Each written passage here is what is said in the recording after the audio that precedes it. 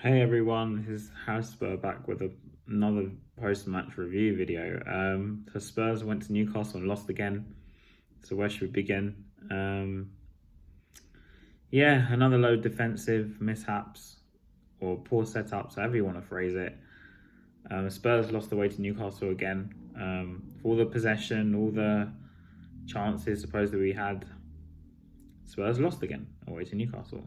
So Odegaard started, Son played on the left, and Kulusevski started as a false nine, which was quite interesting because that's something I've been calling for.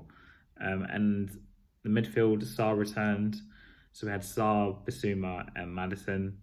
And the defence, due to Van der Ven's exclusion because of his injury, Dragusin came in, and that was the Spurs lineup.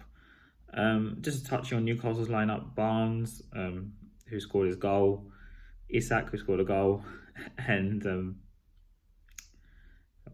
Barnes and Isak started, and yeah, it was just, I sound like I'm fed up, but it was just the same old story. Spurs had loads of possession, had a few chances, nothing really clear cut though.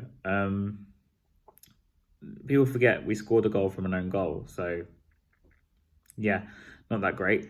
And Newcastle scored on two breakaways, really. Harvey Barnes in the first half, on the breakaway.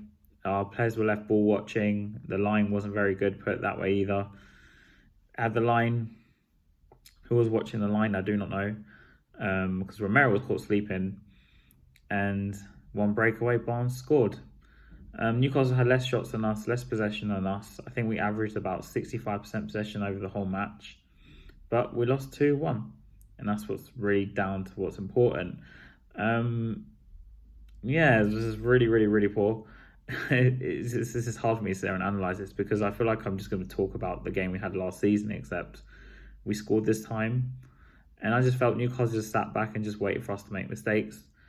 All the midfielders on the pitch pretty much got booked. Bissouma got booked, and in the end was sort of lucky to stay on. Maddison got booked. Sarr got booked in the first half. I think Bruno got booked on their side. And then I think whatever the midfield was, Longstaff got booked, yeah. So it was kind of like a battle-ish. But Spurs didn't really impress me that much in terms of just, there's so much lack of quality up front.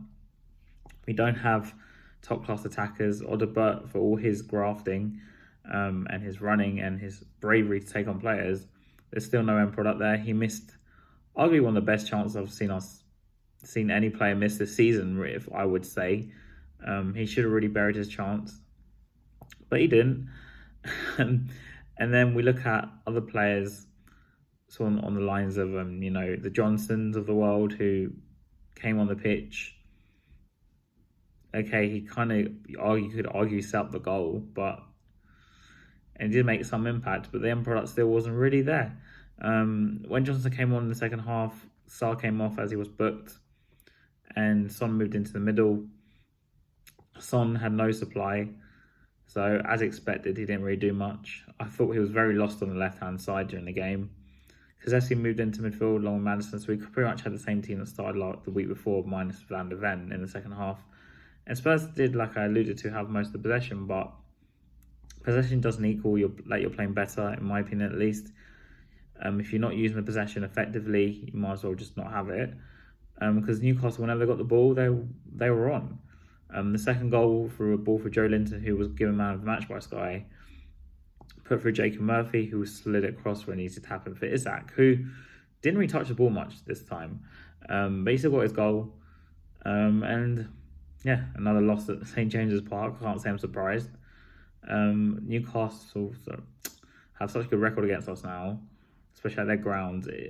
It's kind of almost worse than playing against Arsenal, which ironically we will be playing in 2 weeks. So looking forward to Arsenal. So looking forward. He's going to have to do some tactical changes because we can't play like this. Defensive line, there's no leadership. There's no leadership throughout the team really, but there's no organisation there. I don't think they practice any defensive practices and drills and just structure at all. And we're so open and one ball and the other team's in. It's all well and good chucking everyone forward, but we just don't seem to have any sort of idea about what line we're playing. And yeah, that's how we keep conceding goals. We keep conceding the same type of goals as well. It's not just, different goals. You could argue we've improved slightly on set pieces because I think we're going man for man now, which is at least there's something positive to talk about part of this game. The set pieces were a bit better. And Kulusevski's delivery was a lot better than Maddison's, I'd say, this game. But at the end of the day, we lost the game, and I still say this, I think, and especially if we lose to Arsenal, was on thin ice with the fan base. I think this whole honeymoon of playing attacking football is not going to last. I mean, it lasted the season, but I think people get fed up with conceding goals, especially the way we concede. It's really poor. So, yeah. And this is Harry out.